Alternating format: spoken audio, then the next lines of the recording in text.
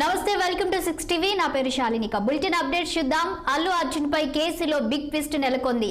సంధ్యా theatre తొక్కిసలాట ఘటనపై నమోదైన కేసులో బిగ్ ట్విస్ట్ నెలకొంది.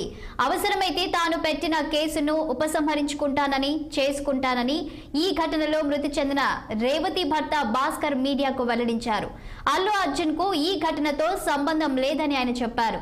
అల్లు అర్జున్ విడుదల చేయాలని భాస్కర్ పోలీసులను కోరారు.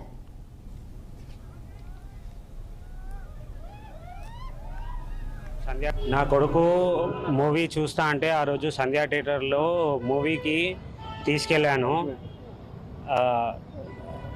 మూవీ చూస్తా అంటేనే తీసుకెళ్ళాను. అక్కడ అల్లు అర్జున్ వచ్చినందుకు ఆయన తప్పేం లేదు. మేమేమైనా ఉంటే దానికి కేసు విత్డ్రా చేసుకోనికి రెడీ ఉన్నా. అది న్యూస్ కూడా నాకు పోలీస్ వాళ్ళు ఏమి ఇన్ఫామ్ చేయలేదు అరెస్ట్ చేస్తున్నట్టు. నేను ఇప్పుడు మొబైల్లో చూసిన, హాస్పిటల్లో ఉన్నప్పుడు మొబైల్ చూసిన ఇట్లా అల్లు అర్జున్ అరెస్ట్ అయ్యాడని. అల్లు అర్జున్కి అయితే ఏం సంబంధం లేదు వచ్చినందుకు. ఏమైనా ఉంటే నేను కేసు విత్డ్రా చేసుకోనికే రెడీ ఉన్నాను. పోలీసులు అరెస్ట్ చేసి